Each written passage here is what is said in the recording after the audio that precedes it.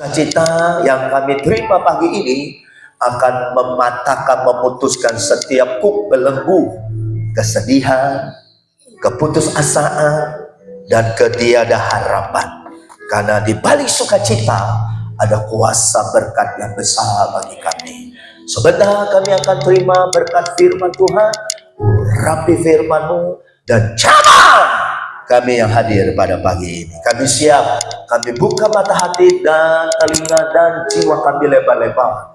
Seperti firman Allah berkata, seperti rusa merindukan sungai berair, demikianlah jiwa kami merindukan akan firman Tuhan. Dalam nama Tuhan Yesus yang siap diberkati oleh firman Tuhan, bersama-sama kita berkata, amin. Silakan duduk Bapak Ibu. Haleluya, puji Tuhan. Kalau Rin tetap stay ya, dan mainkan musik keyboard dengan lembut, puji Tuhan. Shalom Bapak Ibu, selamat pagi buat kita semua. Senang sekali kalau kita masih bisa diberi kesempatan untuk kita boleh datang beribadah, untuk kita ada di rumah Tuhan ya. Karena hari-hari ini kita bisa melihat dan kita bisa memandang ada banyak anak-anak Tuhan yang hari-hari ini nggak bisa ke gereja, mungkin karena sakit, mungkin karena sesuatu hal, atau mungkin juga karena malas, saudaraku. Ya. Tapi saya percaya Bapak Ibu adalah orang yang paling setia dengan Tuhan. Amin. Yang paling setia dengan Tuhan, berikan tepuk tangan bagi Tuhan pagi ini. Mungkin ada orang bertanya begini, kenapa ibadah itu sangat penting? Yes, saya katakan itu sangat penting. Sama kan seperti saudara, tiap pagi saudara bangun perlu ngopi, perlu makan nasi uduk, atau mungkin makan bakmi saudara tuh, atau mungkin saudara pengen beli makan ketoprak, atau mungkin saudara pengen makan yang lain, yang berat-berat. Kenapa? Coba kalau saya bilang begini, Bapak Ibu nggak usah makan nih selama 1 minggu, apa yang terjadi? Maka kita akan mengalami kepincangan dalam hidup ini. Tubuh kita akan lemah, tubuh kita akan sakit. Ya, dan itu bisa membawa kita kepada namanya kematian. Kenapa enggak kita dengan Tuhan kita enggak seperti itu Bapak Ibu? Ya enggak. Ibadah itu penting. Ibadah itu sangat-sangat penting saudara. Karena ketika saudara datang ibadah, saudara lagi sedang memberi makan kepada rohani saudara. Bayangkan kalau tubuh kita enggak masuk asupan, enggak masuk gizi, ya, enggak minum, enggak makan, ya, berhari-hari, lama-lama kita akan lemes, dan lama-lama kita bisa pingsan saudara. Sama, rohani kita juga begitu. Kalau saudara nggak ke gereja berminggu-minggu, dengar, perhatikan, camkan baik-baik. Maka lama-kelamaan rohani kita akan lemah. Dan kita gampang terserang sakit penyakit. Bukan penyakit jasmani, bukan. Tapi penyakit rohani akan menyerang saudara. Dan tidak sedikit, ada banyak orang Kristen yang hari-hari ini terkapar. Dan ada di ruang ICU. Kenapa? Karena rohaninya terpuruk. Maka dari itu mari Bapak Ibu, jangan kasih kendor ya. Setiap minggu Bapak Ibu harus bayar harga. Ambil komitmen, saya mau cari Tuhan. Saya mau datang ke rumah Tuhan. Ngapain kita di rumah Tuhan Bapak Ibu? Ngapain kita di gereja? Kita memuji Tuhan, kita menyembah Tuhan. Saya paling suka memuji dan menyembah Tuhan. Kenapa saudaraku? Karena saya rasakan saat saya menyembah memuji Tuhan, saya rasakan hati saya diteguhkan, iman saya dibangkitkan, dan semangat saya saudaraku seperti handphone dicas kembali saudara. Kalau mungkin Bapak Ibu tanya, Om Kurnia banyak masalah nggak? Saya mau katakan banyak masalah. Mikirin ini, mikirin itu saudaraku. Ya enggak. Mari saya dipercayakan sebagai ketua pelaksana HUT RI ke-80 untuk BKSG, Badan Kerjasama Gereja Antar Gereja se-Kabupaten Tangerang. Saya diminta untuk memberi satu event turnamen pertandingan. Itu menguras energi enggak? Menguras ini enggak? Waktu dan tenaga enggak? Sangat. Bapak Ibu, membagi saya ketua jaringan doa Banten. Sebanten Bapak Ibu, setiap hari Selasa ada fire worship. Saya atur itu semua. Belum lagi pergumulan ini, belum lagi pikiran ini, belum lagi pikiran itu. Tapi saya ingat ada satu firman Tuhan bilang begini pada saya. Jika engkau setia dalam perkara-perkara yang kecil, maka Tuhan akan berikan, percayakan kepadamu perkara-perkara yang besar. Kita berikan tepuk tangan buat Tuhan. Maka itu mari saudara, saya rindu anak-anak rohani saya hadir pagi ini. Belajar dari saya. Ya, komitmen. Apapun kepercayaan, apapun tanggung jawab yang diberikan kepada kita, lakukan itu dengan tidak bersungut-sungut, saudara. Ya, apalagi ibadah, saudara. Wow, ada orang yang begini, ibadah itu nggak begitu penting lah. Ya, nanti bisa kapan waktu, atau mungkin bisa lihat di YouTube. Beda, saudara. Antara hadir dan antara tidak hadir. Maka dari itu, saudara yang saya kasih di dalam Tuhan, ya. Makanya saya rindu pagi ini, jangan kasih kendor, ya. Saya kadang-kala kagum sama Ibu Oong, saudaraku. Rumahnya paling jauh dari kita. Paling jauh apa paling dekat, Bu Oong? Paling dekat ya. Jam berapa bangun? Jam berapa mandi? Ya. Tapi puji Tuhan, hampir ya enggak ya. Kecuali kalau Pak Agong ada sedikit kelemahan fisik nggak bisa ke gereja. Tapi selalu bohong, ayo Pak ke gereja, ayo Pak ke gereja, ayo Pak ke gereja. Mari saudara, ya. Jangan sampai nanti ketika kita udah nggak bisa apa-apa dan kita udah nggak bisa dalam keadaan apa-apa, baru kita bilang saya mau ke gereja. It's too late, saudara. Saya kagum sama mana Oma Lisa, mana Oma Lisa? Boleh angkat tangan Oma Lisa? Oma Lisa, boleh angkat tangan? Saya tanya berapa umur Oma Lisa hari ini? Berapa umurnya? Hah? 39. Aminkan saja, saudaraku ya. Tapi saya percaya Bapak Ibu, saudara-saudara adalah orang-orang yang luar biasa. Amin. Amin. Berikan tepuk tangan sekali lagi buat Tuhan kita. Haleluya. Nah, saya akan bicara sesuatu yang sangat penting. Saudara tangkap baik-baik ya. Kurang lebih 25 menit ke depan. Ya, saudara tangkap baik-baik dan saya percaya jangan sampai ada yang terlewatkan, saudara. Kalau sampai terlewatkan ini sayang sekali, ya. Nah, saya akan bicara Bapak Ibu, bagaimana supaya tujuan kita datang ke gereja ngapain? Salah satu kenapa? Tujuan kita diberkati Tuhan. Betul, saudaraku? Nggak salah. Kalau saudara tanya, kamu ke gereja ngapain? Supaya saya diberkati. Betul, saudaraku? Ya enggak? Diberkati itu baik secara materi, terlebih secara rohani, secara spiritual. Cuma pertanyaan begini, saudaraku, gimana caranya saudara bisa diberkati oleh Tuhan? Gimana metodenya? Gimana rumusnya supaya saya ke gereja saya nggak sia-sia? Jangan sampai begini, saudara, datang dengan tangan kosong, pulang dengan tangan yang kosong. Datang dengan hati yang penuh dengan beban berat, pulang dari gereja malah beban beratnya bertambah 2 kali lipat, saudara. Jangan. Dan saya harapkan dan saya doakan itu nggak terjadi dalam setiap hidup kita, anak-anak Tuhan, jemaat Philadelphia Family. Nah, gimana caranya Bapak Ibu? Simple aja, saya akan bagikan kepada kita. Saudara camkan baik-baik ya, catat di hatimu dan di pikiranmu firman dan perkataan yang keluar dari mulut saya. Nah, di dalam Matius pasal yang ke-8, saudara buka. Injil Matius pasal yang ke-8. Ya, adik kita Kat, tolong. Nah, saudaraku, ya. Saya akan bacakan mulai ayat 1 sampai ayat yang ketiga. Demikian bunyi firman Tuhan. Saudara bisa lihat di TV monitor masing-masing, baik ada di sebelah kanan saya maupun ada di sebelah kiri saya. Demikian bunyi firman Tuhan. Matius 8 ayat 1 sampai ayat 3. Setelah Yesus turun dari bukit, orang banyak berbondong-bondong mengikuti dia. Wow. Saudaraku, Yesus seperti gula. Kemanapun dia ada, semut selalu mencari, saudaraku. Ya. Ayat yang kedua, maka datanglah seorang yang sakit kusta kepadanya, lalu sujud menyembah dia dan berkata, Tuhan, jika Tuhan mau, Tuhan dapat mentahirkan aku. Saudara yang saya kasihi, anak-anak rohani saya pada pagi hari, dengar baik-baik. Ya, ketika Yesus turun dari bukit, kemanapun Yesus pada saat dia datang sebagai manusia, orang-orang semua mengikuti dia. Kenapa, saudaraku? Karena mereka mengharapkan sesuatu dari Tuhan. Gak salah Bapak Ibu, sama seperti tadi saya katakan, tujuan saudara datang gereja ngapain?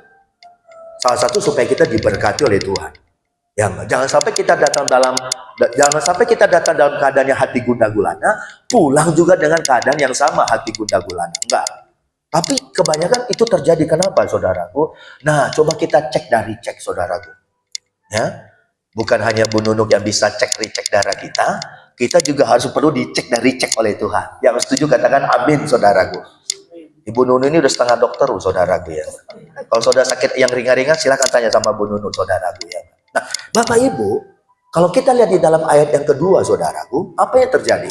Ayat kedua mengatakan, maka datanglah seorang yang sakit kusta. Nah, orang yang datang dengan sakit kusta artinya apa, saudaraku? Ada problem. Dia sakit.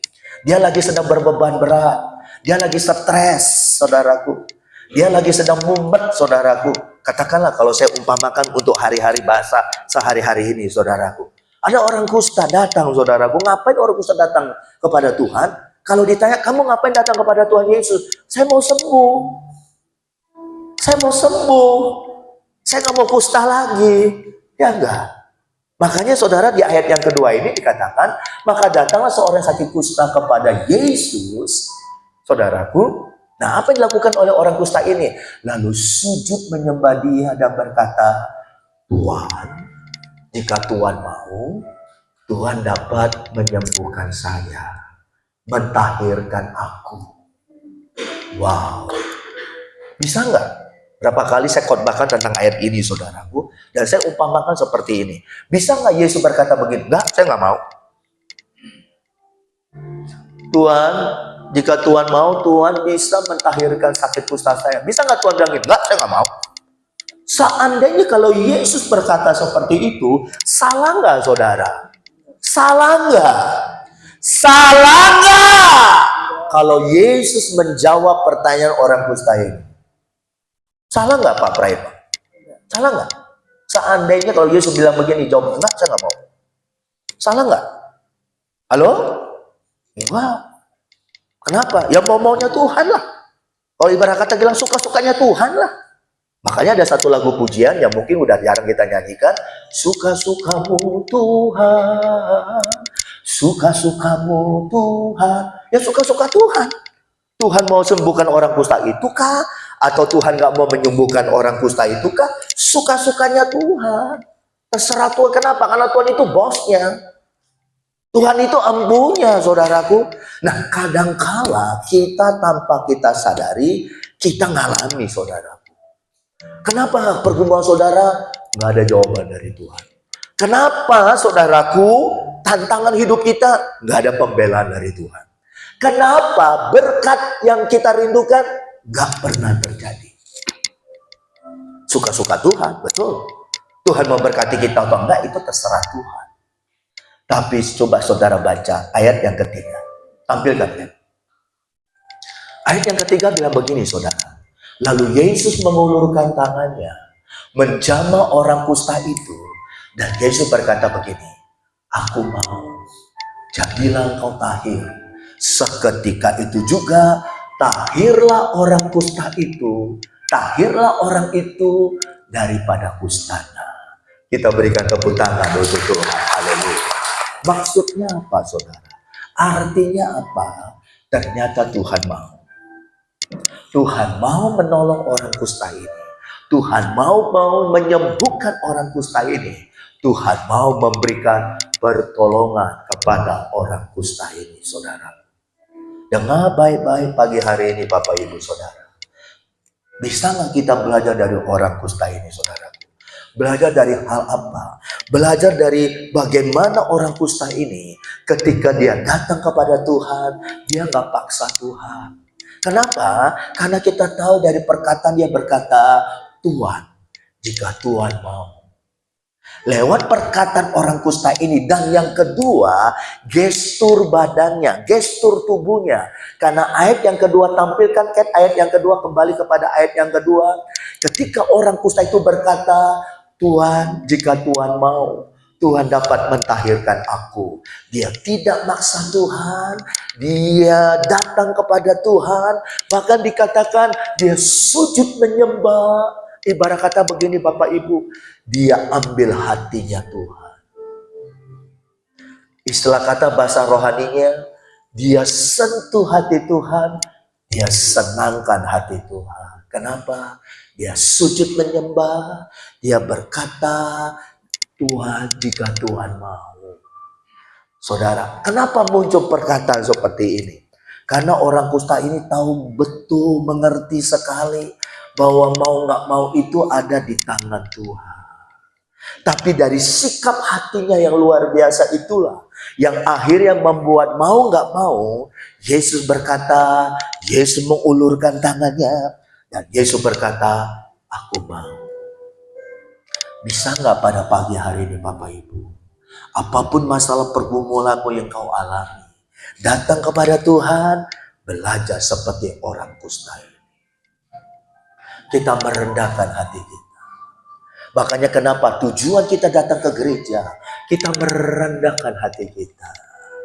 Apabila engkau datang dengan sakit, engkau datang dengan pergumulan, engkau datang dengan segala macam kerinduan yang besar di hatimu, engkau datang kepada Tuhan.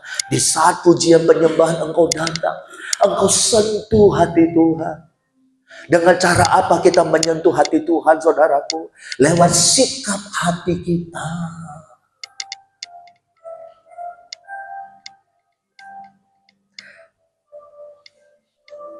Yang tadinya mungkin Tuhan gak mau, tapi karena sikap hati kita, kita sentuh hati Tuhan, kita senangkan hati Tuhan. Yang tadinya Tuhan gak mau, tapi berubah. Tuhan berkata, aku mau. Pernah gak engkau, saudara, ngalami begini? Aduh, sebenarnya minggu ini saya malas ke gereja, malas banget. Gak mood nih. Kepala lagi puyeng, lagi pusing, mikirin ini, mikirin itu. Tiba-tiba ada di hati ngomong begini, kamu harus datang. Akhirnya saudara menang, ya saya harus datang. Seandainya kita nggak datang, mungkin ceritanya beda, saudara. Betul, gereja nggak pernah tutup, gereja nggak pernah libur. Minggu depan masih ada, minggu depannya masih ada. Tapi berulang-ulang saya katakan begini, ada saat Tuhan akan mencurahkan berkatnya kepada kita saat engkau datang pada hari itu. Tapi ketika entah karena satu lain sebab kita nggak datang hari itu, apa yang terjadi? What happened? Berkat itu akan disimpan kembali oleh Tuhan, dipending. Dan kita nggak tahu kapan itu berkat itu akan dicairkan kepada kita. Suka-sukanya Tuhan. Bisa dicairkan atau mungkin dibekukan, saudara. Orang kusta ini, dia ngerti betul bagaimana dia bisa menyentuh hati Tuhan. Dia datang dengan tidak kesombongan. Tidak. Dia tidak datang seperti dengan tuan dan hamba. Tuhan, engkau kan penyembuh. Sembuhin saya dong. Wah. Tapi dia datang merendahkan diri dan hatinya. Dia sujud menyembah. Saya katakan sama beberapa tim doa saya, penyembah-penyembah. Saya katakan begini, ketika engkau menyembah Tuhan, ya, ketika engkau berdoa, kalau engkau punya sikap hati yang benar di hadapan Tuhan, percayalah, apapun masalah pergumulanmu, Tuhan gak pernah tutup mata, tutup telinga. Tuhan tidak pernah tarsok, enggak. Apapun masalah pergumulanmu, ketika engkau butuh urgent dari Tuhan, sekali-kali Tuhan tidak mempermalukan kita. Kita berikan tepuk tangan buat Tuhan. Haleluya. Kenapa, saudaraku? Karena kita menyentuh hati Tuhan. Senangkan hati Tuhan, saudara. Dengan saudara datang cari Tuhan, ibadah, saudaraku, itu dengan hati yang tulus, itu salah satu cara bentuk sikap hati kita untuk kita datang menyentuh hati Tuhan.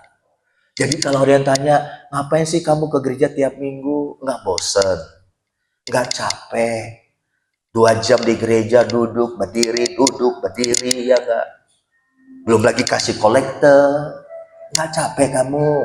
Kamu kan lagi butuh banyak. Kita bisa berkata begini, betul.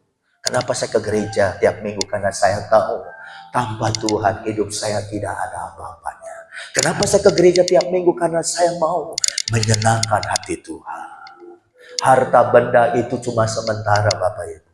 Saudara, maka dari itu mari pagi ini, saya percaya, apapun masalah pergumulanmu, datang ke rumah Tuhan, maka kau pulang dari rumah Tuhan, membawa mujizat, kesembuhan, berkat yang luar biasa. Berikan tepuk tangan, haleluya! Ini yang saya katakan, datang dengan tangan yang kosong, pulang dengan tangan yang diisi penuh oleh berkat kemuliaan dari Tuhan. Wow, luar biasa orang kusta ini, saudaraku. Ya enggak? Rahasianya, wow, dia merendahkan hati, saudaraku ya. Makanya Bapak Ibu, bagaimana sikap hati kita kepada Tuhan? Saudara hormati Tuhan nggak? Saudara kagum nggak sama Tuhan? Wow, itu semua kembali kepada kita masing-masing, saudara. Itu yang pertama. Yang kedua, saudaraku, tidak asing lagi, ya. Firman Tuhan, peristiwa yang sangat familiar, yang mungkin Bapak Ibu sering dengar khotbah, baik dari saya atau mungkin saudara temukan itu di YouTube oleh hamba-hamba Tuhan yang lain.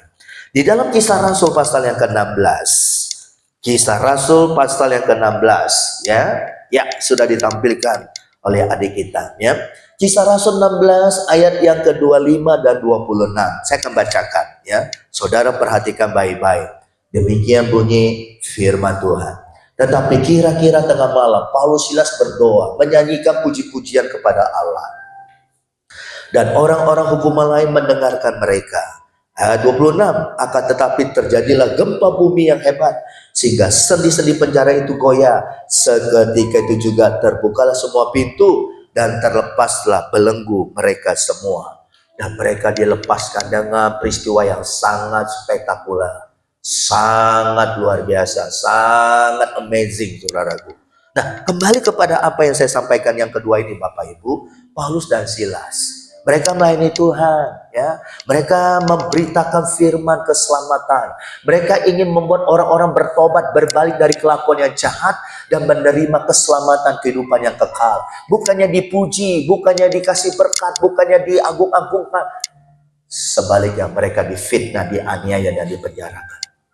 Kira-kira saudara kalau seperti Paulus ini, saudara bisa kecewa nggak? Saudara bisa kecil, saudara bisa putus harapan nggak? Saudara bisa bersungguh-sungguh nggak? Sangat bisa. Makanya kebanyakan Bapak Ibu orang Kristen, siapapun, termasuk saya juga Bapak Ibu, hamba Tuhan, bisa nggak kita kecewa? Bisa nggak kita ini, itu, dan sebagainya? Bisa. Kita bukan Superman, kita bukan Superwoman. Tapi saudaraku, belajar dari Paulus dan Silas. Makanya Bapak Ibu jadi orang Kristen, jangan jadi orang Kristen yang biasa-biasa.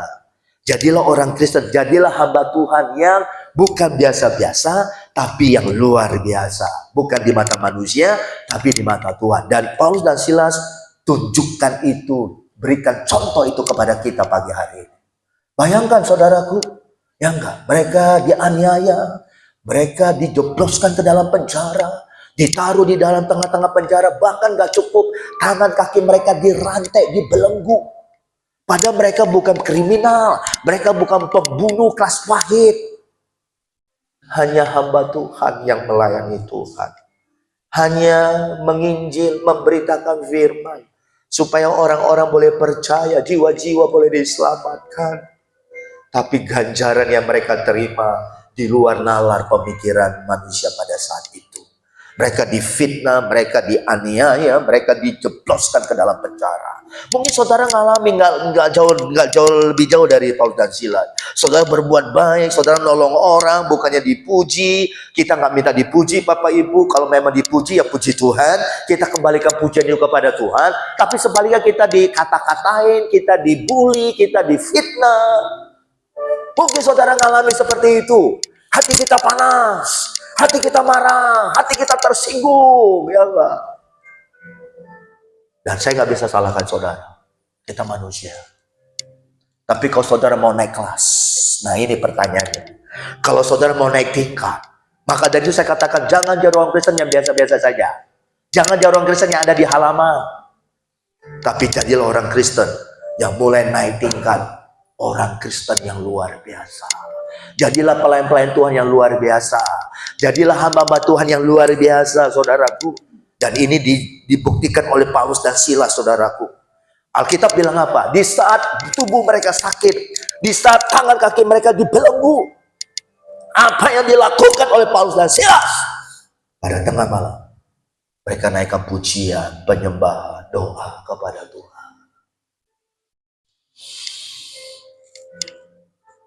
Bisa nggak saudara belajar dari Paulus dan Silas? Di saat engkau ditekan, di saat saudara mengalami tantangan yang berat, saudara nggak marah-marah, saudara nggak bersungut-sungut, saudara nggak nyalain si A, si B, si C. Kita nggak nyalain, oh gereja inilah, pendetanya inilah, gara-gara kamu lah. Nah, Kita masuk kamar kita kunci kamar kita. Kita menangis di bawah kasur kita teriak panggil nama Tuhan. Paulus dan Silas.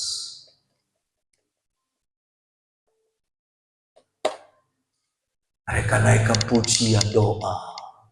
Maka dari itu saudaraku, berulang-ulang kali saya katakan, saudara, saya nggak bosan-bosan, saya katakan begini, saudara catat baik-baik, saudara simpan baik-baik perkataan saya, bahwa ada kuasa di dalam doa, pujian, dan penyembahanmu kepada Tuhan.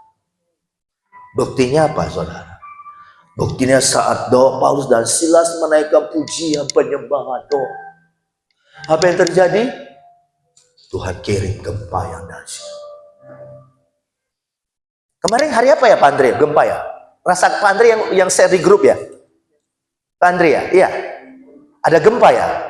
Oh iya. Ya. Pak Andre ada di mana saat itu? Goyang ya? Cuma berapa detik ya?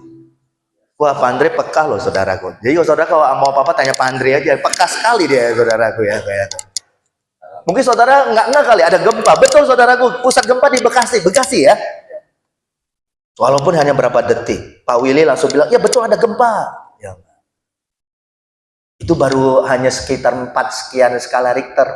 Tapi gempa yang terjadi di Filipi, saudaraku, itu saking hebatnya goncangan, itu pintu-pintu penjara, borgo, rantai, lepas.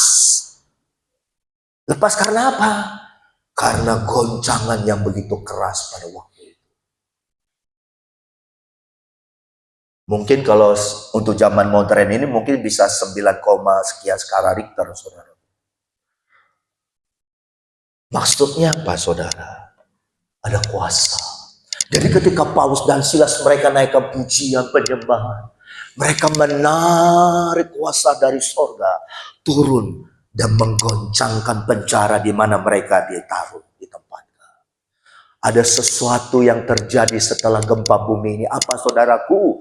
Paulus dan Silas dilepaskan dari belenggu dan satu keluarga kepala kalapasnya, saudaraku, percaya, bertobat, terima Yesus. Dahsyatlah saudaraku. Wow. Coba seandainya Paulus dan Silas mereka diam, mereka saling menyalahkan. Mereka bilang gini, gara-gara kamu Silas, ya enggak, kita di penjara. Lalu saya bilang, oh enggak, gara-gara kamu Paulus, ya enggak. Gue bilang juga apa, kita jangan menginjil tempat ini. Tuh sekarang kita rasakan, kita alami ini, ya enggak. Enggak loh. Mereka enggak komplain loh. Makanya dengar baik-baik Bapak Ibu, anak-anak rohani saya. Kalau engkau lagi sedang susah, memang diizinkan oleh Tuhan. Jangan pernah keluar perkataan komplain, sungut-sungut, apalagi sungut-sungut. Karena perkataan yang keluar itu Tuhan dengar, Tuhan catat.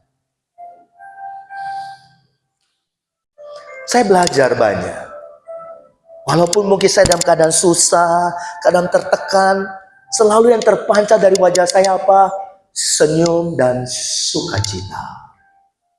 Makanya kalau ada orang ketemu saya, Pak Kurnia ya, Pak Yusuf ya, iya, kok nggak berubah ya, kok awet muda ya, oh puji Tuhan, saya bilang. Amin.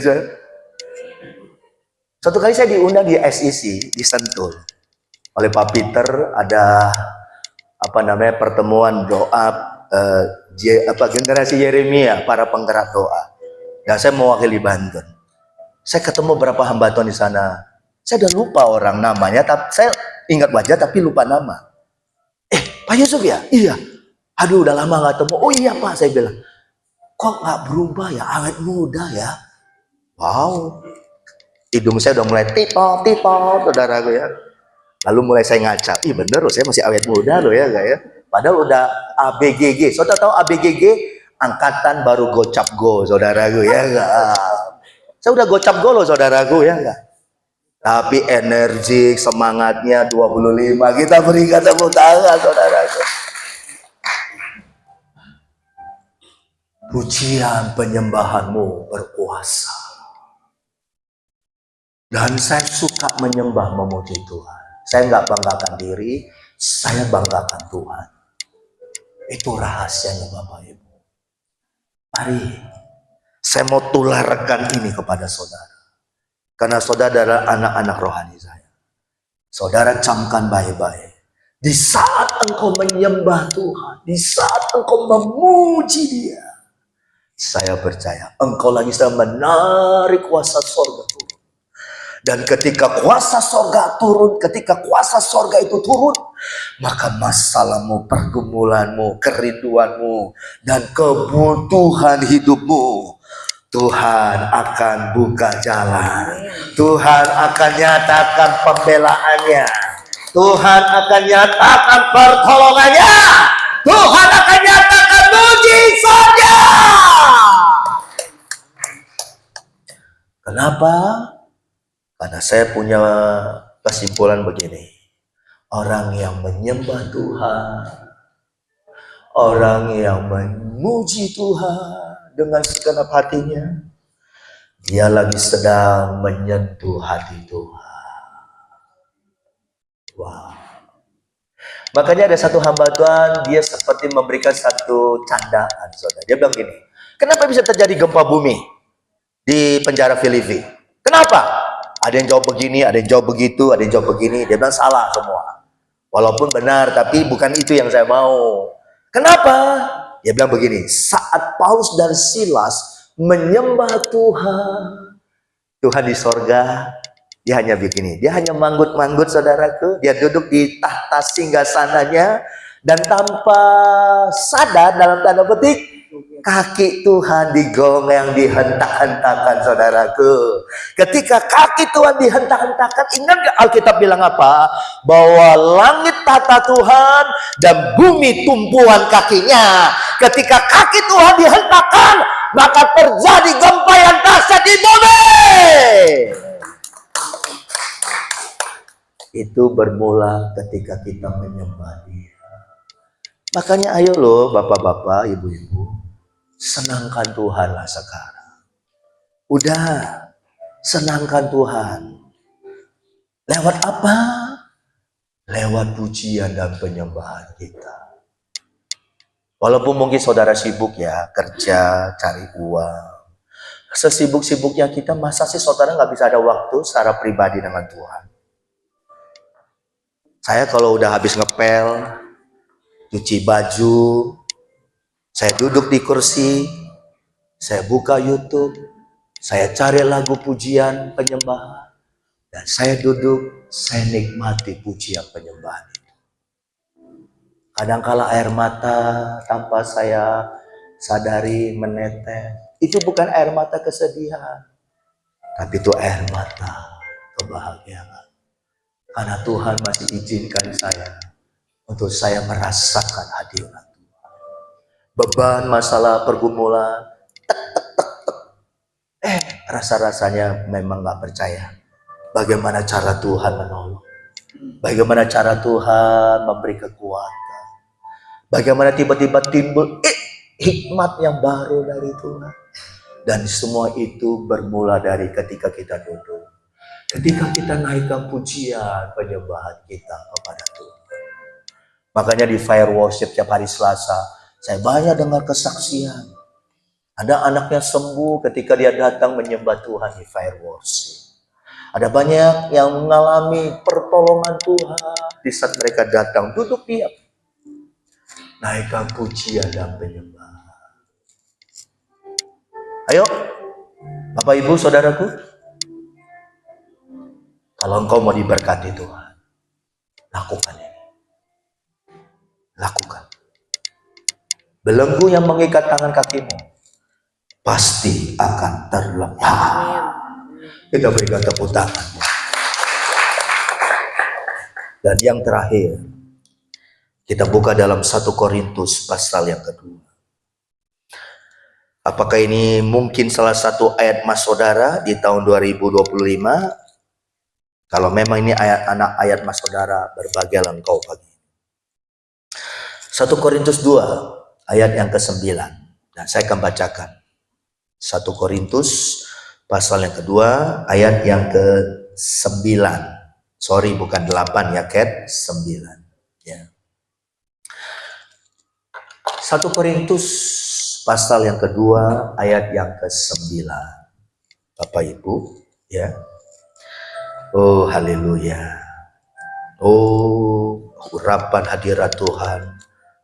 Saudara rasakan, haleluya. Cepat. 1 Korintus 2 ayat yang ke-9. Nanti kita akan baca bersama-sama. Kita tunggu adik kita Kat menampilkan firman Tuhan ini di monitor, TV monitor kita. Nah, sambil menunggu saudaraku, yang tadi saya katakan banyak kesaksian yang saya dengar di Fire of Worship ini, saudara. Nggak ada khotbah, saudaraku. Kita hanya menyembah. Dan ada yang bilang begini, Pak Yusuf, nggak terasa ya 2 jam? Iya, saya bilang, nggak terasa loh. Biasanya kan orang suruh duduk, hanya duduk 2 jam. Aduh, rasanya pegel lah. Aduh, lama banget lah. Pengen cepat-cepat selesai. Tapi mereka yang ikut, mereka yang datang. Saudara boleh tanyalah sama beberapa tim pendoa kita yang sudah datang. Nggak terasa Bapak Ibu. Bahkan Ibu Asu pernah begini, Pak, Bapak lihat saya nggak waktu di Fire Worship? Saya lihat, saya bilang. Saya lihat Ibu Asu berdiri aja. Saya nggak tahu Pak, saya berdiri, angkat tangan menyembah. Udah 1,5 jam Pak. Nah saya tanya, Bu Asu capek nggak? Enggak, saya nggak capek. Saya angkat tangan, saya nikmati hadirat Tuhan. Dan tidak terasa 1,5 jam. Betul Bu Asu? Mana Ibu Asu? Ada nggak Ibu Asu? Ada hadir nggak? Ah ini Bu Asu, saudara. Hah? Ibu Asu berdiri terus 1,5 jam? Iya, saya juga nggak sadar. Saya hanya nikmati hadirat Tuhan. Dan berlalunya begitu cepat.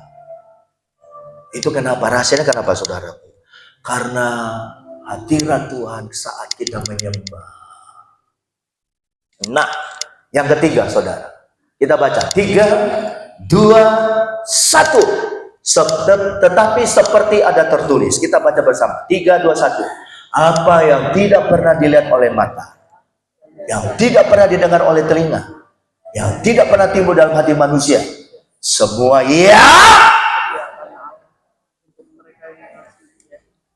wow. Saudara rindu nggak ini terjadi? Saya rindu banget. Yang nggak pernah kita lihat, yang nggak pernah kita dengar, yang nggak pernah timbul di hati. Ada saat mungkin engkau nggak pernah lihat, Tuhan kasih loh. Ada saat mungkin saudaraku engkau nggak pernah dengar, orang lain yang dengar, orang lain yang nikmati, kita ngalami juga. Bahkan yang lebih dahsyat lagi, apa yang nggak pernah timbul di hati, tapi Tuhan tahu kerinduan kita. Ada yang bilang begini, saudara sama saya, Om, belum terucapkan oleh mulut, cuma di hati aja ngomongnya.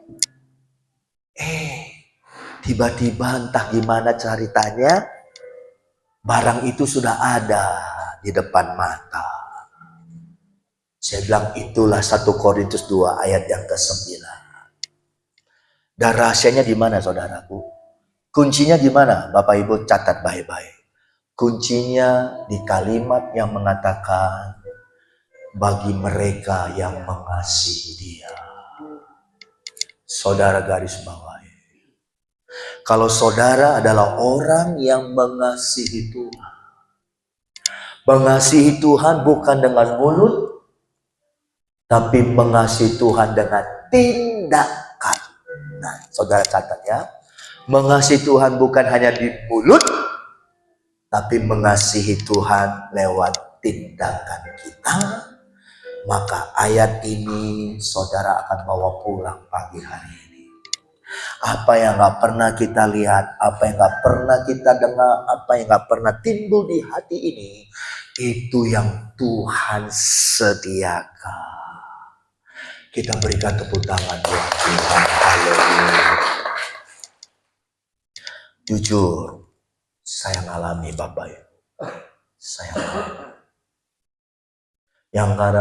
Yang kadang-kadang gak pernah kita lihat. Pengen gak? Pengen banget. Tapi kita nggak pernah lihat. Bahkan ada yang bilang begini, nggak, mustahil lah saya bisa itu. Mustahil lah kalau lihat berkaca dengan diri kita, berkaca dengan kemampuan kita, mustahil. Yes, memang mustahil. Kita bukan Superman, kita bukan Superwoman. Tapi Tuhan berikan, Tuhan sediakan. Tuhan buka jalan, Tuhan berkati kita. Wow. Kuncinya apa, saudaraku? Kuncinya apa? Kuncinya apa? Mengasihi Dia. Kalau pagi ini saudara adalah orangnya itu, bawa pulang berkat ini, saudara. Mengasihi Tuhan bukan dengan mulut saja, tapi mengasihi Tuhan dengan tindakan. Boleh nggak saya bilang pagi ini? Apakah saudara orangnya itukah? Mengasihi Tuhan. Kata mengasihi itu benar-benar tulus, nggak dibuat-buat. Kalau waktu kita pacaran dulu, kalau kita bilang, kamu cinta nggak sama pacar kamu? Cinta. Kamu sayang nggak sama dia? Sayang. Tapi kita nggak pernah ketemu dia. Walaupun selalu ada kesempatan. Kita nggak pernah telepon dia. Kita nggak pernah WA dia. Apalagi kita berjumpa, jalan-jalan, atau saling mengunjungi rumahnya. Kalau itu terjadi, itu bukan cinta. Itu bukan mengasihi namanya, bukan. Sama kan kita dengan Tuhan. Kalau engkau yang dikatakan mengasihi Tuhan, mencintai Tuhan, seperti Tuhan mengasihi saya. Tapi kita nggak pernah ketemu Tuhan. Kita nggak pernah jalan-jalan dengan Tuhan. Kita nggak pernah nurut sama Tuhan. Apalagi ke rumah Tuhan. Nggak pernah kita, jarang. Itu pun juga setahun 2 kali. Kalau nggak hari Paskah ya hari Natal. Gimana saudara bisa dibilang mengasihi Tuhan kalau begitu? Ayo.